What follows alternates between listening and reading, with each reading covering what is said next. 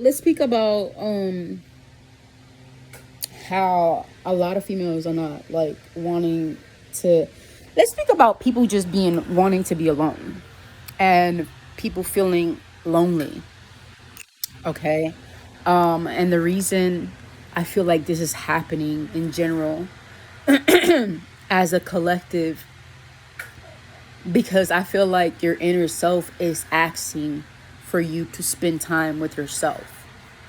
So if you notice, these women are are rather being alone than be with someone that's not for them, or rather being alone until the right one walks in. You know what I'm saying? Because they can do bad by themselves. They learning that now. And the beautiful thing about this whole situation is, all right, these females that are spending alone time with themselves are getting to know who they really are. And on top of they getting to know who they really are, they're building boundaries. On top of boundaries, they're building trust within themselves. On top of trust within themselves, they're building confidence. On top of confidence within themselves, they are truly loving themselves to the core, that now it's impossible for you to play with them in their face, right? Now, for the people that are in the loneliness stage, keep keep come keep pushing. Keep pushing, keep pushing, keep pushing. It feels like that, but you are not alone. We're all connected. We're all connected. You are far from being alone, okay? And you may feel like you're alone, but in reality, just go within yourself. Think within yourself. Why are you feeling this way? Maybe, not maybe. I know for sure that when I felt like I was lonely or I was feeling alone, it was because I really had to spend time with myself and trust myself and trust the process and know that regardless of anything happening outside of me, I'm never alone, no matter what. No, regardless of what others are projecting outside of me or trying to make me feel alone. Mind you, nobody can make you do anything, because you have the power of yourself and your emotions. You have the power of making your decisions. Nobody has the power of that. You cannot give nobody the power either, because literally they don't have the power. They don't, because the person that makes that decision is you. The person that makes the last decision is you. They can have an influence, but mind you, you're the person that makes that decision, not them. So I don't want to say I'm clapping that these people. There's many people going through this place in their life that they're feeling lonely. I want you. I really would like to put a different perspective, that it's not loneliness in a sense of loneliness. Is just, it's showing you how your soul really feels at the moment, because it needs your attention. And once you receive that attention, once you give that attention to your soul, not outside from your soul, you have to go inside of yourself. Once you give that loneliness, it diminishes. It really does. And it will come back. It will come back because it's just part of a system that tries to pull you back to feeling like you're not good enough, or you're always going to be lonely. But see, if you start telling yourself that, nah, I mean, there's many people going through this, so you're not alone. That's one thing. Many people are going through this. It's differently, but they have their type of loneliness is going on right now. So you're not alone. That's one thing. And you're never alone, dude. Like, I learned that in myself. I have a divine team, and I know that all of us, we are connected. So I know collective wise, all of us has a divine team behind us. I have my ancestors as well as someone else has their ancestors, and have as well whoever they are tapped into, ascended master wise, or angels wise, or archangel wise. You know what I'm saying? If you don't believe that, that's fine. I'm not here to change your mind about believing stuff. If anything, I want you to believe in yourself. And you believing in yourself, it's going to show you that there's no reason to feel lonely, because you was never lonely. You was never lonely. You just had to come back to yourself. That's it. It was your soul saying, I feel lonely because you're not here with me. That's what your soul was saying. And when you start spending time with yourself and with your soul, that loneliness, you don't feel it no more. You feel complete. You feel whole. That's why these women are okay with being alone now. And you see men doing the same thing too. They're okay with building alone. And if you notice, look how much they're thriving. And it's not talking about that it's bringing division and relationships. No, it's bringing division on unnecessary relationships, on situationships. It's eliminating situationships, and it's actually building an actual relationship to live and build off of. You know what I'm saying? So you're building a relationship within yourself. So whoever you attract to you, that will build as well. It would be an addition to you. It would never be somebody trying to siphon out of you, or nothing, because you already built a relationship within yourself. I find this beautiful. It may look chaotic, it may look kind of sad, but it's not sad. It's really beautiful, because it's the soul calling on oneself, saying, I'm lonely because you're not spending time with me. I'm lonely because you didn't get to know me. You don't even know who I am. I want you to get to know who I am. I want you to love me as you loving everyone else. I need that love. That's why your heart is lonely. That's why your mind is lonely.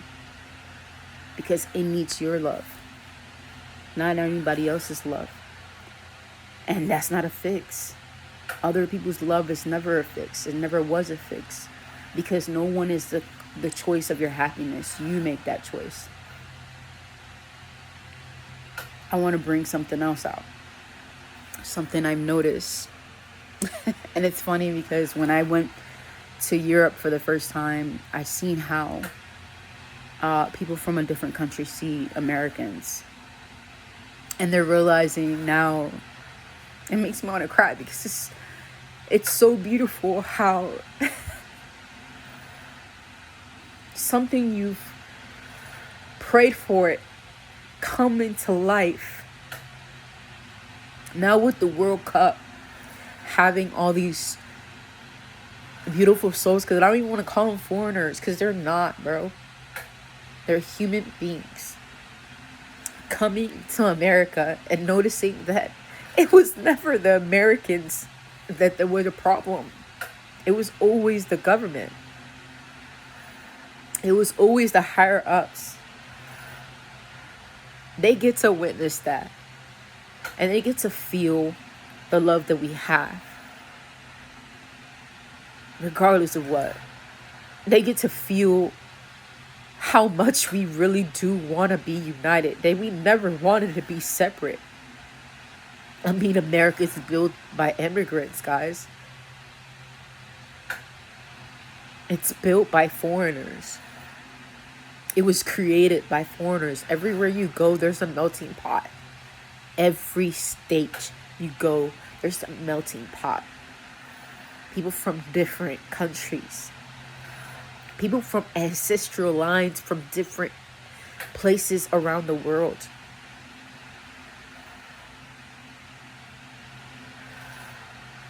And now they get to see the truth.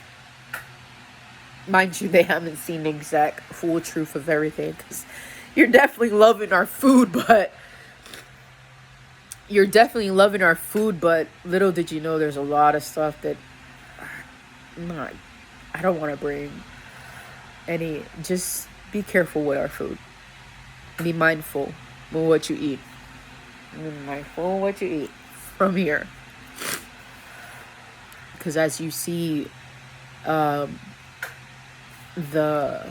our health in general in the United States is not nowhere near compared to the health in the Western Hemisphere or European Hemisphere or South America. It ain't the same. I believe there's more spikes of cancer out here than anywhere else in the world, but we're gonna keep that to ourselves. That's just, I spoke about it, but that's it. I'm not gonna speak more into that.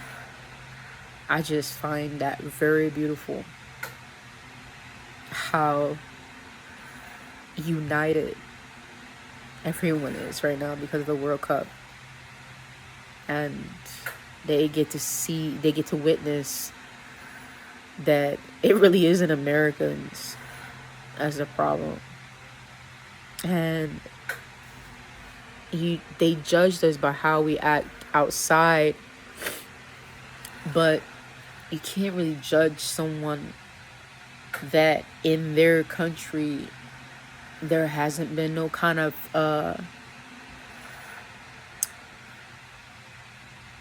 how do you say it, discipline for certain things we do.